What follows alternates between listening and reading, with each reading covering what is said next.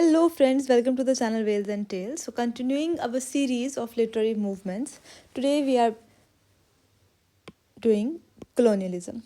So, what is colonialism? Okay, all right, yeah. So, colonialism is a policy wherein a powerful country or a nation economically, politically controls lesser powerful nation. So we have seen 19th century modern colonialism. If we talk about modern colonialism, then it began with 19th century, right? So here the year is 1875. So it began with 19th century when European colonizers colonized almost entire nations, entire universe. Okay, so the boundaries of colonialism, like those of many literary eras, are difficult to draw. The history of colonialism as a policy or practice goes back for centuries, and arguably the story of colonialism is not over yet, although we cannot see the direct forms of colonialism. Its manifestation, direct manifestation, is invisible these days, but indirect colonialism, or what is now termed as new colonialism, is still there. We are seeing that how through globalization or through other economical institutions like IMF and WTO, the bigger nations, the bigger players like America, like Russia, they are controlling the smaller nations. Okay, so this literature of several ages reflect concerns about colonialism. So as we know that literature reflects the society, literature is the cultural expression. So the colonial tendencies, the colonial eras, and its practices found its representation in literature as well. Now, what kind of depiction is being represented by the writer? What literature has to do with politics? So it is a political endeavor, colonialism, right? So what literature has to do with politics, how it is representing the colonial practices in the literature, is the food today in this topic. Now, as colonial activity gained momentum in the late 19th century, so the reflection of that activity as a celebration of European might, or as fears of what lay in the wilderness grew in intensity. If it is European writers, if it is a European writer, then how he will present this pursuit of colonialism? Of course, a celebration of European might, right? That how the Europeans are conquering these nations, and of course, they are also presenting these nations as a space which is wild in nature, and these European powers are actually taming them. So something which is wild is required to be tamed. So these nations are not intelligent, these nations are not rational, these nations are barbaric, and it is the Europeans who are actually showing them what human project is all. They are civilizing them, right? So this is something that literature, if it is produced by these colonizers, by the colonizers nation, then they present, most of the time they are presenting colonialism as a project which is rational in nature. And although we know that it is not something rational, it is the irrational, illogical thing, that how can you go to some other country and conquer it and invade it and rule over it? Who have given you this right? But no, it has been projected as a very rational project. Okay, so thus rough boundaries for the literary movement of colonialism would begin in 1875, when historians date the start of a new imperialism through the vaunting empires of World War I and up to the beginning of World War II around 1913. Although the years after World War I reflect primarily nostalgia for an era that was rapidly coming to a close. What began in the late 19th century, it has been said that during the era of Queen Victoria, the sun never sets. Why the sun never sets? Because it is Queen Victoria who has control over almost 60 nations at that time, if I'm not wrong. So if the if the sun sets in England, the sun rises in India. Okay, so so that's why it is being said that the sun never sets in Queen Victoria's empire, because the entire world is under the control of England at that time, right? So this colonialism is primarily a feature of British literature, primary feature of British literature, given that the British dominated the imperial age, because it is the Britishers who have dominated the imperial age. Just I have mentioned how England has conquered most of the nations during the 19th century. So even colonial writers of other nationalities often wrote in English or from an English setting. So if other colonial writers are writing, if Russian writers are writing, or if writers in France are writing, or if, for example, if the colonized nations are writing, they are also producing modern literature literature in English or from an English setting. So the literature of colonialism is characterized by, this is important, strong sense of ambiguity. You know, whether this project is rational or irrational, this colonizing project, okay, uncertainty about the morality of imperialism, about the nature of humanity, and about the continuing viability of European civilization. So these are the characteristic features of colonial literature. Now, who are the representative writers of this colonialism, this movement, that we will see later. But here we are seeing that their essential colonial critique is Joseph Conrad's Heart of Darkness. You know, Heart of Darkness, Joseph Conrad has represented that how colonizing mission is something which is futile in nature. Okay, so the projection that are being made, that the colonizers are actually civilizing the colonized people, but it is not the case. You know, who has given you the right to civilize someone, and what is the definition of civilization? Who is defining it? The English people will define what is civilization, as if the non-English nations are barbaric and animals. They don't know what civilization is. So this is the essential colonial critique of Joseph Conrad's Heart of Darkness. Though such works as Olive Schreiner's Story of an African Farm and E.M. Forster's A Passage to India similarly explores the paradoxes of colonialism. So what is the paradox of colonialism? That the way it is justified by the colonizers as a pursuit, which is humane in nature. Is it really humane in nature? Right? So colonial literature is also full of high adventure, romance, and excitement, as depicted in Rudyard Kipling's spy thriller Kim, or the adventure tales of H. Rider Haggard. Now, Isaac Denison's memoir, including Out of Africa, similarly romanticizes the wildness of the colonial landscape and the heroism of adventurous colonizers. You know, some of the literature is presenting the colonized spaces as wild spaces, and these colonizers as adventurous beings who are doing adventures and who are taming these wild spaces, these wild people, and telling them what a human is, how you have to perform. Okay, as if the non-English people have no idea of humaneness and living their life in oblivion of the civilization, okay, or humanism. Now, these are the representative authors: Joseph Conrad, Isaac Denison, H. Rider Haggard, E.M. Forster, Rudyard Kipling, Catherine Mansfield, Oliver Schreiner's, and the representative works: Heart of Darkness, Kim by Rudyard Kipling, Out of Africa, Denison's memoir, Joseph Conrad's Lord Jim, E.M. Forster's A Passage to India, She by Aisha, The White Man's Burden. It is Kipling's first published his poem, The White Man's Burden. It is a poem actually. The Story of an African Farm, The Woman at the Store. Now let's read this poem. You know, this is a very important phrase that you will see time and again in the colonial literature, as well as when you will read the post-colonial movement. Now, what is this white man's burden? This is a phrase which is popularized by Rudyard Kipling, and it is actually the title of his poem. It was published in McClure's magazine in 1899, and throughout that year, the poem was republished in several British and US magazines and newspapers. In it, what Kipling encouraged? Kipling encourages white people to go out to their colonies. You all should go to the colonies. Okay, why? Because establish civilization there for the benefit of the sullen natives living in darkness.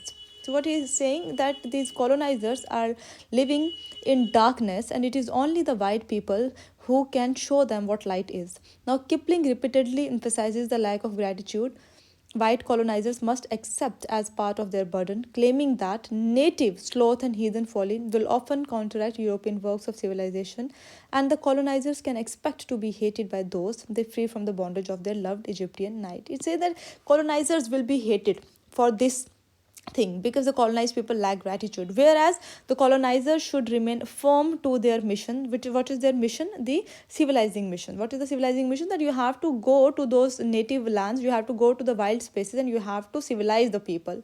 So the poem was especially influential in the United States, where it appeared as the country was about to enter its own imperialist period by taking control of Puerto Rico, Guam, the Philippines, and the Cuba. Now, the United States, which was once the colony of Britain, got independence independence, if I'm not wrong, in 1776, Declaration of American Independence. Now the United States is actually colonizing Puerto Rico, Guam, Philippines, and Cuba, and this poem was very helpful for these nationalists, because they are going for a civilizing mission. These are the wild people. So now anti-imperialists also latched onto the poem, publishing immediate parodies suggesting the hypocrisy of the notion of the white man burden. So it was also welcomed by many people, but the anti-imperialist people criticize this poem, and they suggest that this poem is actually promoting nothing but the hypocrisy of the notion of the white man's burden. Okay, who is telling these white men that you have this burden and go and civilize the people on their own? So it is their self construct. They are performing all these things on their own, they are. So the narrative is being created in such a manner that the natives will feel that, oh my god, we are so wild, now we are required to be tamed. So one should always question the narratives. So this is what post-colonial theory tends to do in the later stages, that when we will study it, that who is constructing these notions. These are the constructs, and something which is constructed, which is not natural, can be easily deconstructed. Now how will you deconstruct it? By questioning it. Okay, so the phrase became a slogan for those on each side of the imperialist debate. Now it is not only the people who are pro-colonialism, they are also using this phrase, and the people who are anti-colonialist attitudes, they are also using this phrase, that what are you saying? What is this hypocrisy? This is the paradox of colonialism, the white man's burden. Okay, now another work which I want to read here is Joseph Conrad's Heart of Darkness, and how it is a colonial critique, right? So Conrad is, in the eyes of many scholars, an essential literary expression of colonialism. This works, Conrad's Heart of Darkness.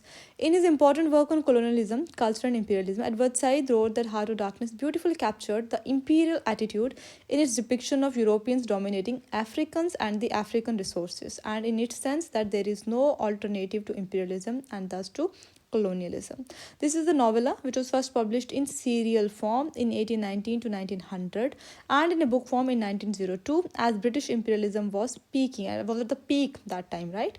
The book is generally understood as an important critique of the evil done in the name of empire. And Edward Said also says the same, that this book depicts the evil done in the name of empire. Now the empire, the British Empire, challenged in Heart of Darkness, is not the British Empire specifically set in the Belgian Congo. The story seems to conduct European oppressors altogether, right? Most notably Leopold II of Belgium. Whether doing so was Conrad's intent, this interpretation seems to resonate with the popular British belief that British colonization was benevolent, and morally superior. Just we have read White Man's Burden poem, that it is something which is a burden, that they are freeing themselves from this burden, the burden of civilizing the people. So they present it as very benevolent and morally superior thing that they are doing. So the story of Heart of Darkness is told by Marlowe, who is the narrator and who is sent into darkest Africa. Why he was sent to darkest Africa? To find Quds. Now who is Quds? Quds is an exceptional agent and head of the inner station, who is reported to have abandoned every pretense of morality or civilization. And the Heart of Darkness in the title is thus not strictly Africa, so which is dark, not Africa as readers might initially expect, but the heart of a white man, who proves capable of incomparable evil. Now the Heart of Darkness, they are so dark, the white men are so dark that they could not do anything good.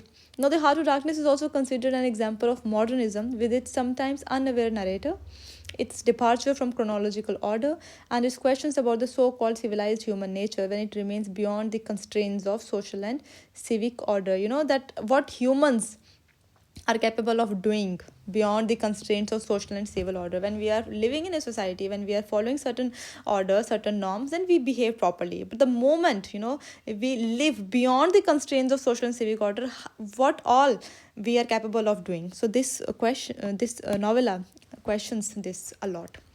Now you have to read all these important works. They are very important for your examination point of view. And then what are the major themes which are being covered in the representation of colonialism in literature? Okay, the literature that represents colonialism, of course, imperialism and empire, the power struggle, and gender and sexuality, how the masculinity and femininity is being represented in this literature. So it is not only the males who all are masculine, but only the white man who is all masculine, and the colonial males are also presented as feminine. And we know the attributes that are being given to males and females, the constructs, and so the males are always seen as rational, males are always seen as active, males are always seen as powerful, and feminine attributes are not inactive, passive, weak, meek. So all these attributes are given to the colonized people irrespective of their gender, right? So see here, depicting the colonizers as masculine and the colonized as feminine irrespective of the gender, whether they're talking about male or female, all the colonized beings are feminine in nature. Okay, so national identity, how it is being presented. Race, of course, it is a racial mission, right? That the superior race, white race, is only civilized and which has the burden. And human nature, adventure. So narration, who is the narrator? Is it the omniscient narrator or the first person narrator? And how the narrative is being produced. Okay, now the style is either it is autobiographical in nature, your colonialist works, and the setting is always either it is in the colonies, okay, or sometimes in the during sometimes the place of control, okay, like England or France, but most of the time it is consistently set in the colonies. Okay, then of course modernism. So modernism is that they are not following specific rules, so the literature is disjointed, the representation is disjointed, then and you are not having a reliable narrator, so unreliable narration is there. So the modernist tools are being employed in this kind of literature. Now, the movement variation is seen in missionary writings, travel writings. We have seen many travelogues where they are representing the colonial eras or the colonized spaces as wild spaces which are to be tamed by these white people. Now, colonial themes in 19th century literature, you can see all these themes in the works of Jane Austen and Charlotte Brontë as well. So, Jane Austen's Mansfield Park, Charlotte Bronte's Jane Eyre, where we are seeing, where we see that there are certain characters who are being sent to these colonized spaces, and either they are coming back in the novels or they are actually going to those places. For example, in Jane Austen's Mansfield Park, the Bertram family acquires its wealth in part through its plantations in Antigua. So it has plantations in Antigua, which was colonized by England, and the works of its slaves. Though most of the Bertrams never set foot in the colony, they have never set foot in the colony on Antigua, but they are deriving most of their wealth from that very place only. Okay, so many readers have seen in the character of Sir Thomas Bertram Austen's conservative defense of British plantation owners, that Austen in one way or the other is actually defending the British plantation owners. She is not representing that. So actually the slaves of Antigua, other mute people there, other passive people there. We don't know how they are acquiring their wealth, how the Bertram family is acquiring their wealth. Okay, what the slaves are being doing to, what are the conditions of the slaves in the workplaces. No voice is given to them, but yes, the Bertram family is wealthy because the Bertram family is deriving its wealth from the Antigua, okay, from their plantations in Antigua. So, and as you all know, the historical context of colonization, because we are the nation which was once colonized as well. So if you talk about India only, so you know how East India Company first arrived in the early 18th century, as traders. Then after the revolt of 1857, in 1858, it is Queen Victoria, who emerged as a queen of India as well. So how there was a shift of power from company to British crown, right? Then how they ruled us till 1947. It is only 1947 that we got our independence. So we are acquainted with this history, and this is all about your colonialism. And you will not only see the representation of the colonized spaces as wild, but in certain literature you will also see that how the colonizers exploited them, how they have misused their power, and how the natives rebelled against it. Okay, and colonial education and patronage, these all are the themes that you will see in this colonial literature. So this is all about colonialism. In the next video we will see another literary movement. So what is important for you to read here in this section is all the important works. Very important, okay? Read these works and the writers. For example, The Story of an African Farm, Oliver Schreiner, and have a brief background of Oliver Schreiner as well. Like, who is Oliver Schreiner from Wikipedia, and the read about this story. Make notes of it. Only then you will be able to remember it for a longer period of time. All right, ladies and gentlemen, thank you so much.